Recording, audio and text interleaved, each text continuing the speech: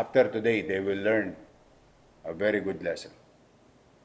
Ito ay umpisa ng mahabang journey o local government unit going after to the contractors without seeking necessary permit. Ang masakit yung pagka-ordinaryong tao, hirap na hirap kumuha ng permit sa Maynila o sa local government. Pero pagka malalaking kumpanya, parang binabaliwala nila ang pamalang. That there is liability on the part of the contractor. Siguro nasanay silang walang umahabol sa kanila. Ngayon, I think they should learn their lesson very well. We are now investigating also other local government official of the past. 14 billion worth of flood control project, o baha pa rin naman. So isa lang ibig sabihin, hindi effective. But we have a solid case, we have solid evidences, but today is about the grave violation of a corporation doing projects from the national government. And today, the start of new beginning that showing to all contractors that we really mean business and we wanted to put a dot on everything today.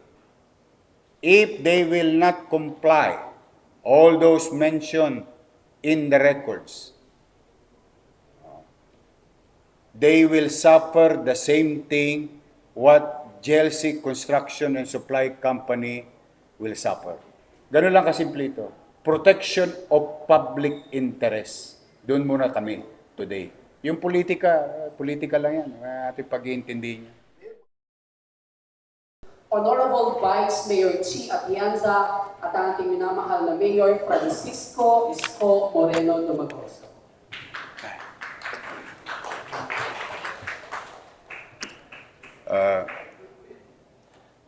Good morning, ladies and gentlemen. Welcome to Bulwagan ng Maynila. I'm with our Vice Mayor Chi Atienza, our City Administrator, Attorney Warde Quintos, and of course, our Engineer Andres.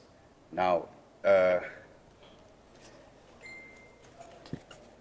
I'll try to explain first what we're going to do, and after this we would welcome all your questions from our friends in the media. Again, good morning to especially to the people of Manila.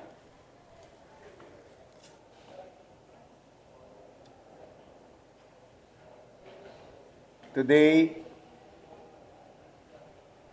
we are stating on things that we need to do to protect the interests of the people of Manila and its property under the supervision, authority, and management by yours truly. As you all know, last week we were caught in surprise of an incident in Rasak, Santa Cruz, Manila. With that, through the weekend and holidays, your city government officials have conducted thorough investigation. And we have made a decision to pursue legal means against a corporation doing business in the city of Manila and abusing their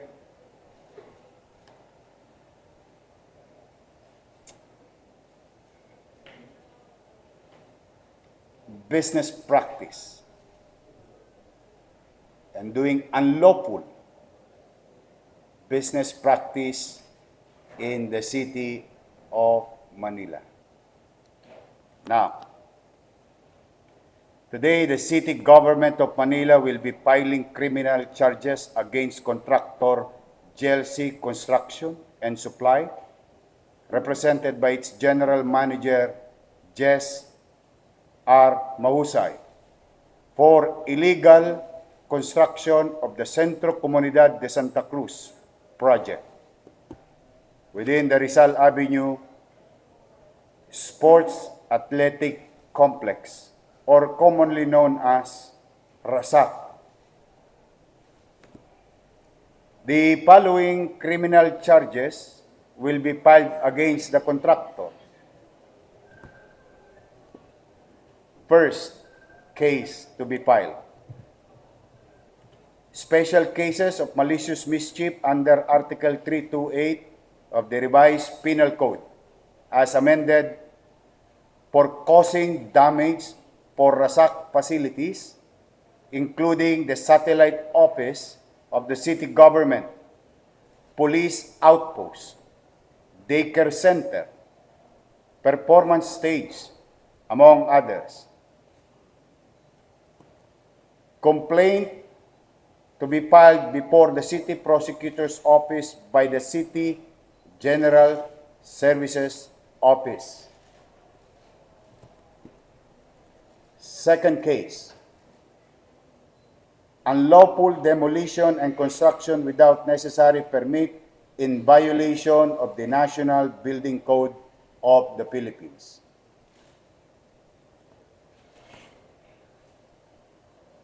On what ground? Demolishing the RASAC covered courts and other government structures therein without securing necessary demolition permit from the city building official, which is a clear violation of the National Building Code. Started constructing the multipurpose project without coordinating with the local government of Manila as instructed by the local government code. And if I may share some particular section of the local government code violated, Section 26 and Section 27 of the local government code, RA 7160. And for failing to secure building permit from the city building official, which is again a clear violation of the National Building Code. Complaint to be filed by before the City Prosecutor's Office by Department of Engineering and Public Works of City of Manila. Third case: unauthorized taking of government facility in violation of the Republic Act number 10344 or 10344, or the Risk Reduction and Preparedness Equipment Protection Act, for demolishing the RASAC facility, which has been an important location for evacuation and humanitarian purposes. The same facility is used as evacuation centers or center in times of disasters, fires, and other calamities. And as you all know also, if I may refresh your memory, it was utilized during the time of pandemic for our homeless individual exposed to COVID-19 in the streets of Manila. complaint to be filed before the City Prosecutor's Office by the Manila City Disaster Risk Reduction and Management Office, or MCDRRMO.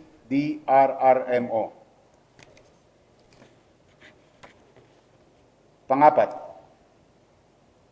the civil aspect of the crimes mentioned above will be filed separately. The City Government of Manila has filed the demand letter to GLC Construction and Supply Incorporated for illegally demolishing or demolished government structures and facility which is owned by the City Government of Manila and at the time of construction, especially at the time of Mayor Alfredo S. Lim. The value of it is 10.4 million pesos.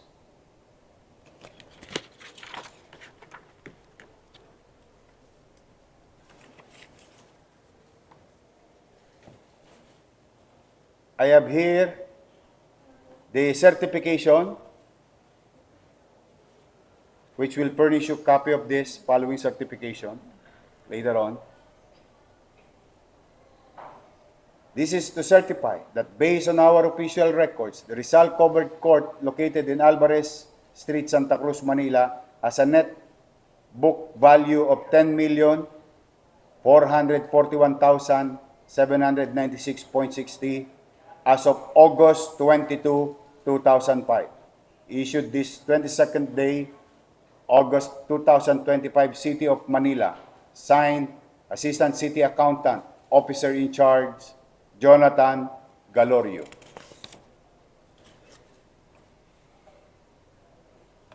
Another certification from OBO, Office of the Building Official. This is to certify that no record of building permit was issued under the name GLC Construction and Supply for the project construction of multipurpose building Centro Comunidad de Santa Cruz, Manila City, Phase 1. Located at Rizal Avenue, corner Alvarez Street, Manila. As stated in the National Building Code of the Philippines, Presidential Decree number 1096, Chapter 3, Permits and Inspection, Section 301 of the Building Permits. No person, firm, or corporation, including any agency or instrumentality of government, shall erect, construct, alter, repair, move, convert, or demolish any building or structure or cause the same to be done without first obtaining a building permit, therefore from the building official assigned in the place where the subject building is located or the building work is to be done. Signed, Manila Building Official, Rogelio Vicente. This is the certification.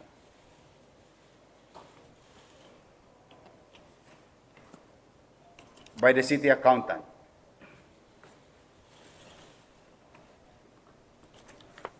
Third certification. This is to certify that no record of demolition permit was issued under the name GLC Construction and Supply for the project construction of multipurpose building, Centro Comunidad de Santa Cruz, Manila, Phase 1, located at Rizal Avenue, corner Alvarez Street, Manila, by this office. As stated, the same in the National Building Code of the Philippines, Presidential Decree number 1096, Chapter 3, Permits and Inspection, Section 301 of the Building Permits. No person, firm, or corporation, including any agency or instrumentality of the government, shall erect, construct, alter, repair, move, convert or demolish any building or structure or cause the same to be done without first obtaining a building permit therefore from the building official assigned in the place where the subject building is located or the building work is to be done. Signed, Manila Building Official Rogelio Vicente. Walang demolition permit.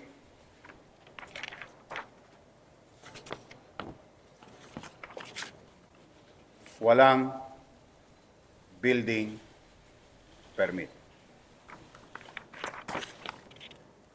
Sinira ang property na pag-aari ng taong bayan sa lungsod ng Maynila nang walang kaukulang permiso o prosesong sinunod ang GLC Construction and Supply.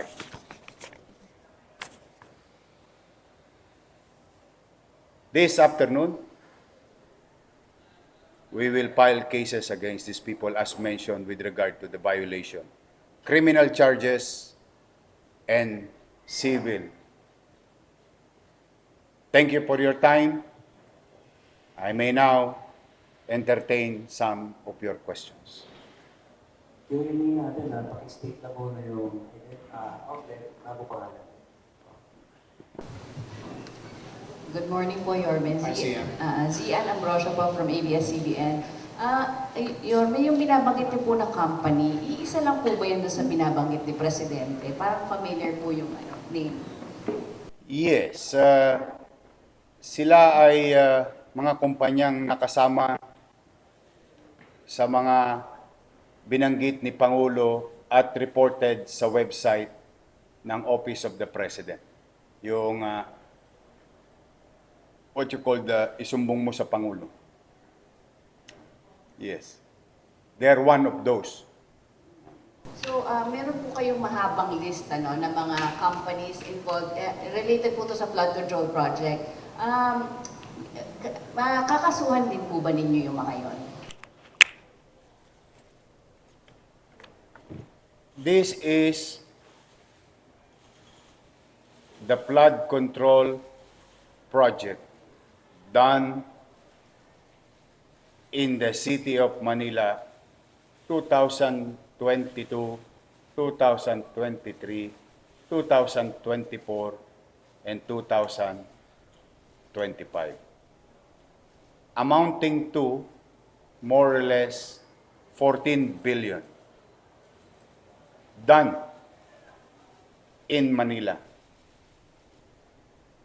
So most of it finished already.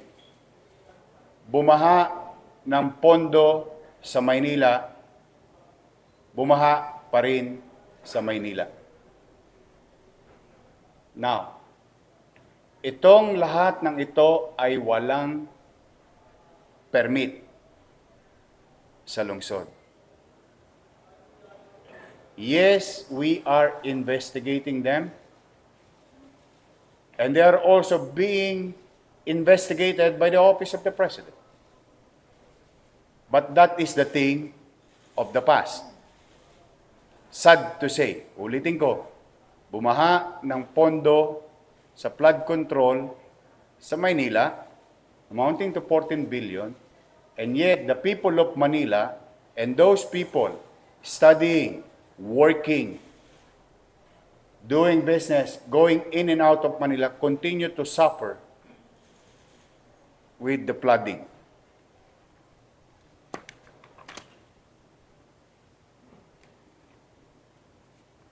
Gusto niyo malaman per district? Per district?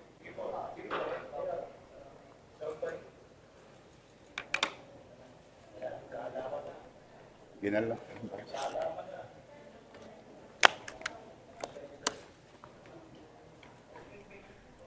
District 1, 3.4 billion. District 2, 2 billion and 59 million. District 3, 4.2 billion. District 4, 1.3 billion. District 5, 1.1 billion. District 6, 2 billion and 60 million. Total of 14 billion 313 million 132,309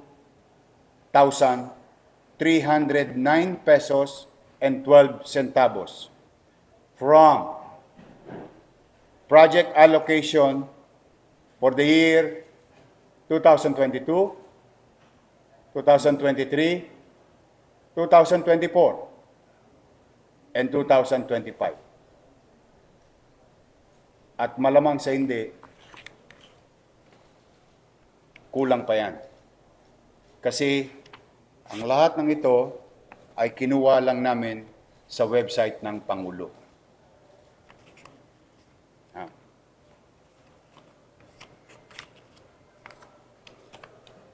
Yun ay nakaraan.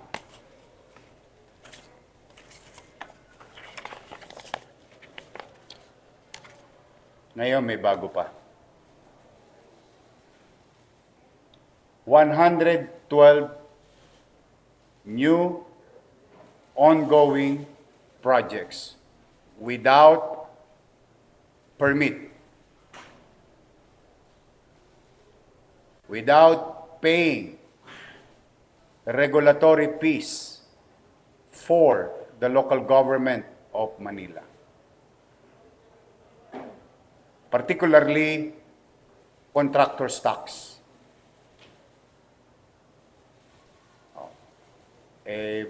Pag ordinaryong tao, nag-a-apply ng demolition permit. Pag ordinaryong taong nagporsigi, nakaipon, papayos ang bahay, kumukuha ng building permit. And they pay regulatory fees, like what you call contractor's tax under the Manila Tax Ordinance. These are ongoing. We'll send you a copy of this.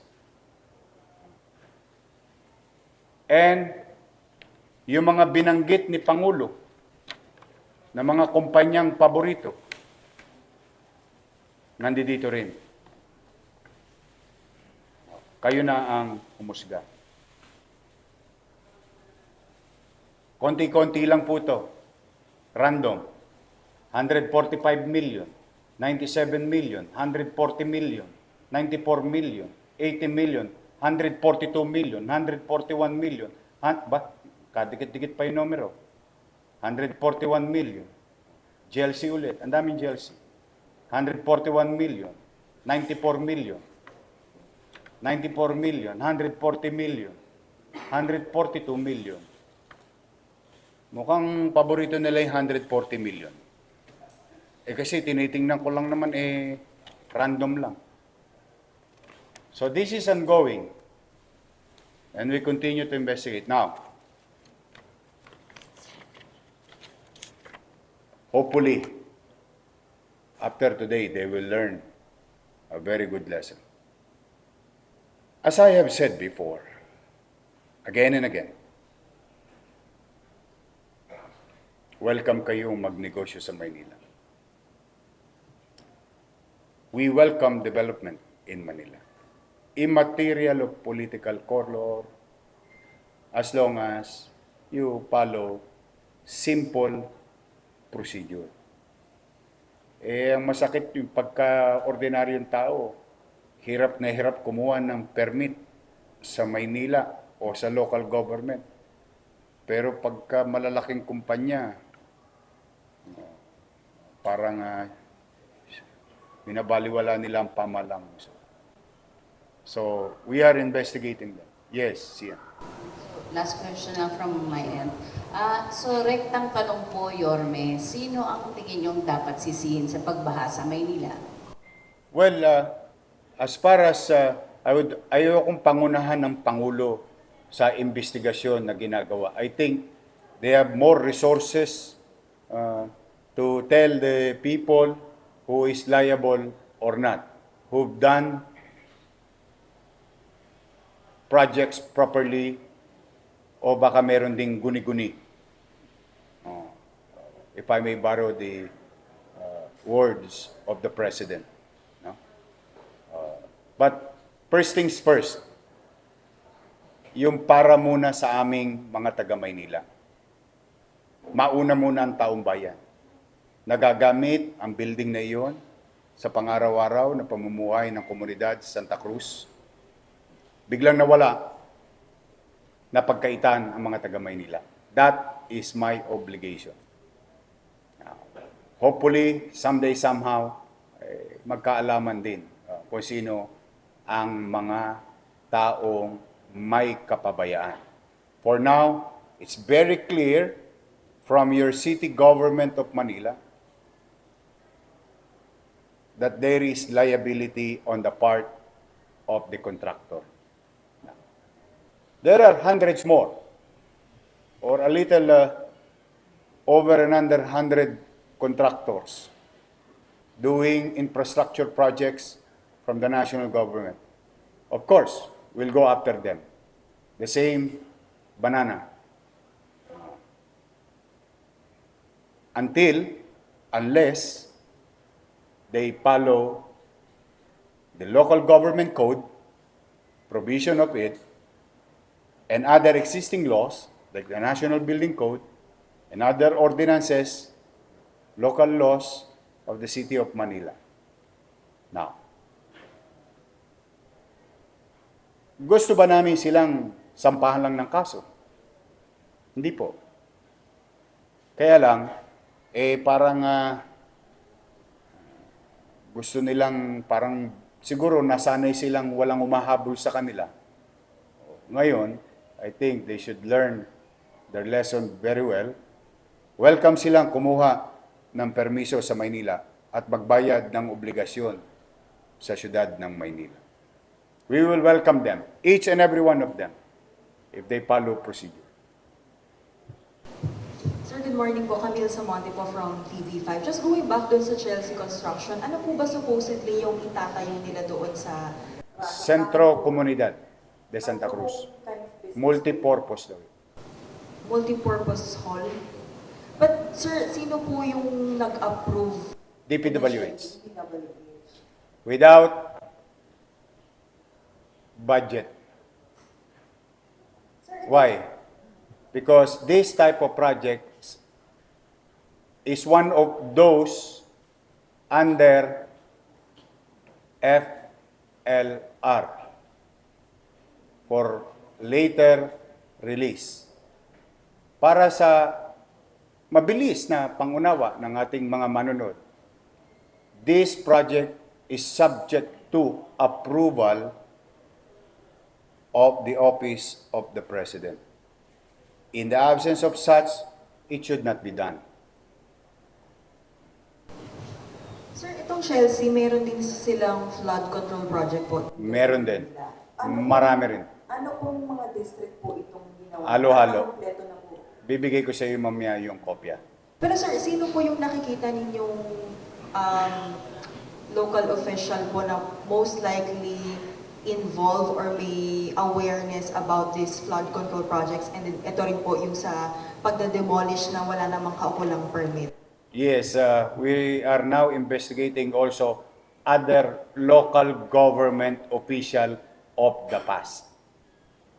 Because it was started May 2022, immediately after the election. I assume July 1.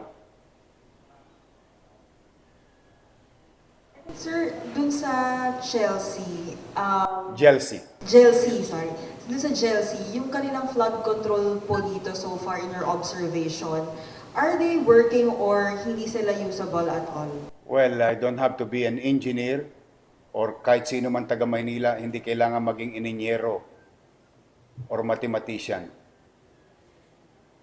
14 billion worth of flood control project, o baha pa rin naman. So, isa lang ibig sabihin, hindi effective. Now, again, if I may borrow the words of the President, palpak. Baha pa rin. Sir, safe to say that Chelsea is one of the top contractors po na gumawa ng flood control here in City of Manila. As per records.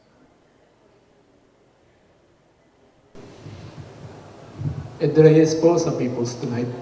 Doon sa civil case na isasampan nyo doon sa contractor, mag-claim kayo ng damage. Of course, Magkano po? so far 10 million.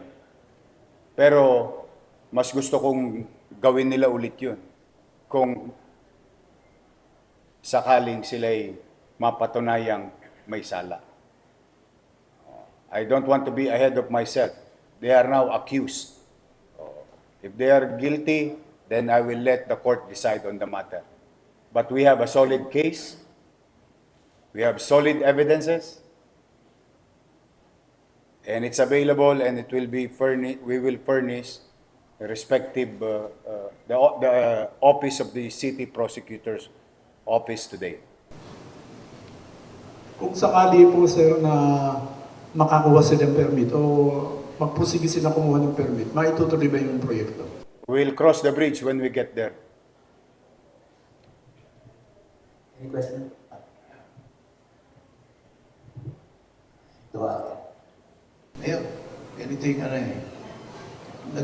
Ito lately, ito last week, talagang nag-heighten yung bakbakan na ni Joel.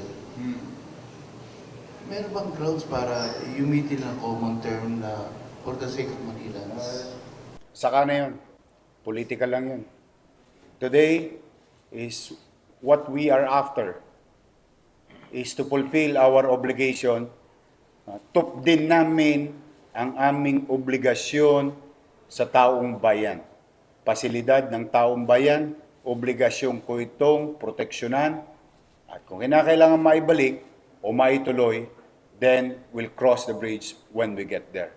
But today is about the grave violation of a corporation doing projects from the national government. And today, the start of new beginning that showing to all contractors that we really mean business and we wanted to put a dot on everything today. If they will not comply, all those mentioned in the records, they will suffer the same thing what GLC Construction and Supply Company will suffer. And walang holy cow. Tuloy-tuloy na to, Pat. Now, I hope they are watching. There is time for redemption. Do we need projects in Manila? Yes, of course. Ang tanong ba'y makabubuti sa tao? Pag makabubuti sa tao, Pat, will support.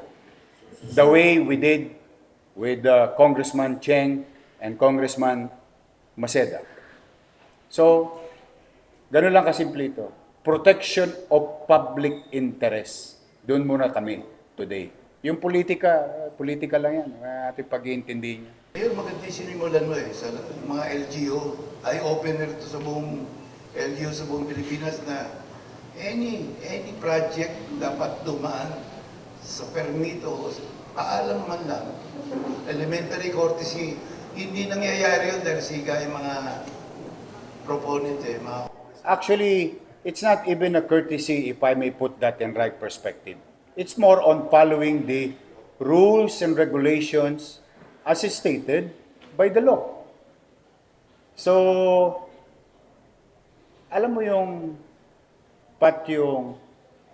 pagod na yung tao, ano ba talaga? Sino ba talaga may sala?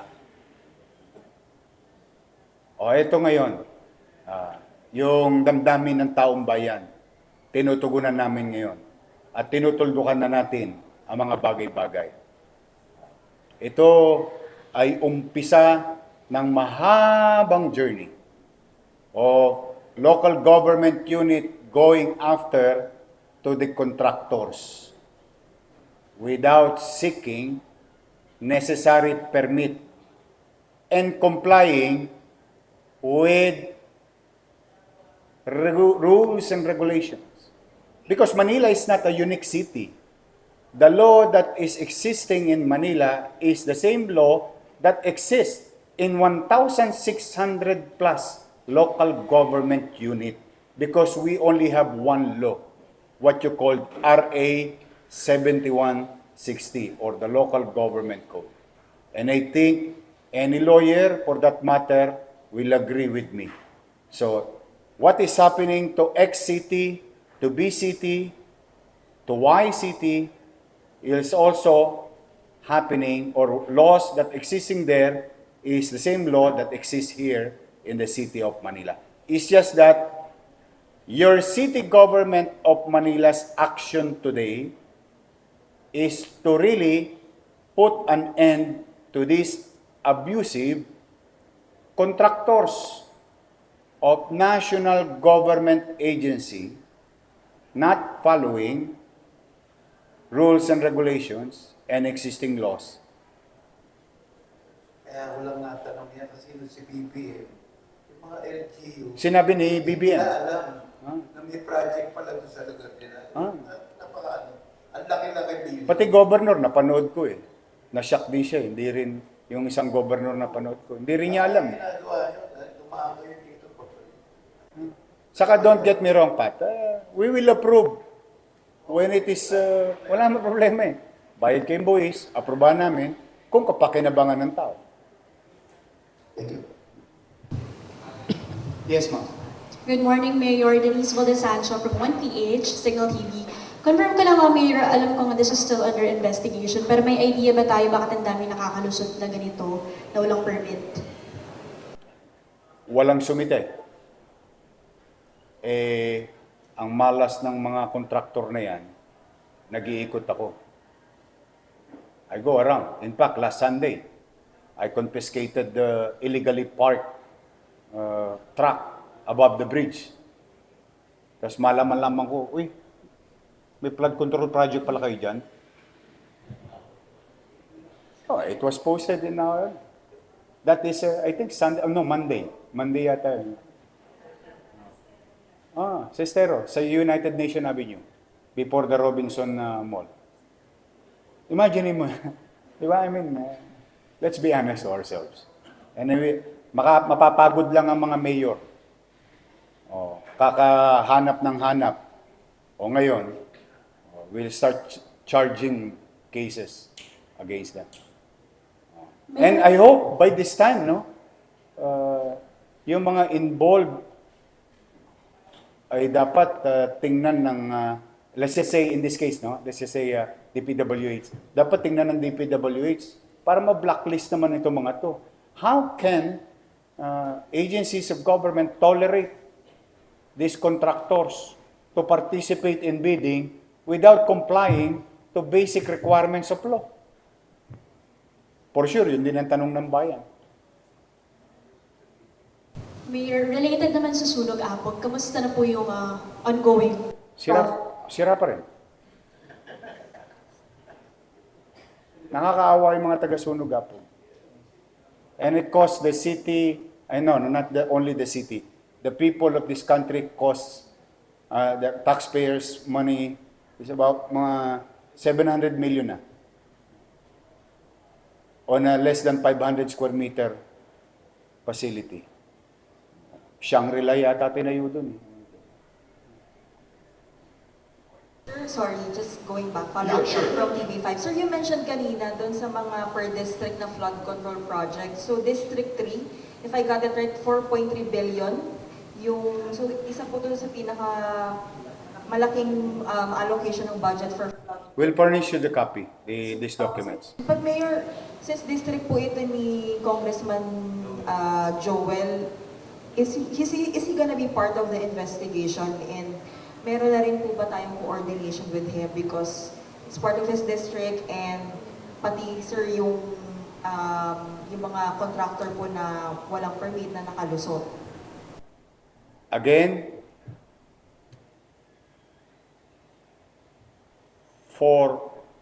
once and for all, this is the right due course as per suggested by our city legal officer, Attorney Lutz.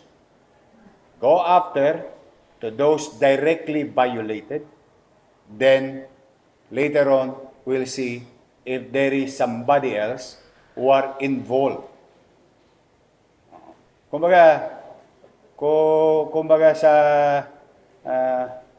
riding in tandem, nahuli mo yung driver, yung gunman, nakatalon, nahuli mo yung driver, di doon matutuntunan natin kung nasaan yung gunman. Sort of saying, I mean, metaphorically speaking, this is the right course. We've been discussing all these things so that no politics will be involved kasi ayaw ko rin i-pollute yung damdamin ng taong bayan o ang taong bayan ay magkaroon ng confusion na politika and so on and so forth. Now, who violated? Clear violation, blatant violation, and blatant disregard of the law, rules and regulation should be subject to criminal and civil charges. In this case, yung mga contractor. Yan, saka na sila. We'll see. Again, I'll cross the bridge when I get there. But I told you, no holy cow. Sir, last question. Okay? Last question. Wala na? Lana? Maraming salamat guys. Okay, mag-ingat kayo. We'll update you on the proper cases filed today. We'll send you copies of it for general consumption and the copies of these documents, as you have been asking also, for purposes of clarity and guidance of everyone. Again, to our friends in the media and the bloggers who are here, thank you very much for your time. Thank you for helping us communicate the course of action of your city government. Loobin nawa ng Diyos, magtagumpay tayo at papanagutin natin ang mga taong umabuso sa mga pasilidad at pagawaing bayan at pondo ng bayan sa lungsod ng Maynila. Magandang araw at pagpalain nawa kayo ng Pong May Kapal. Maraming salamat po. Okay. Lutz. Bigyan ng papel natin.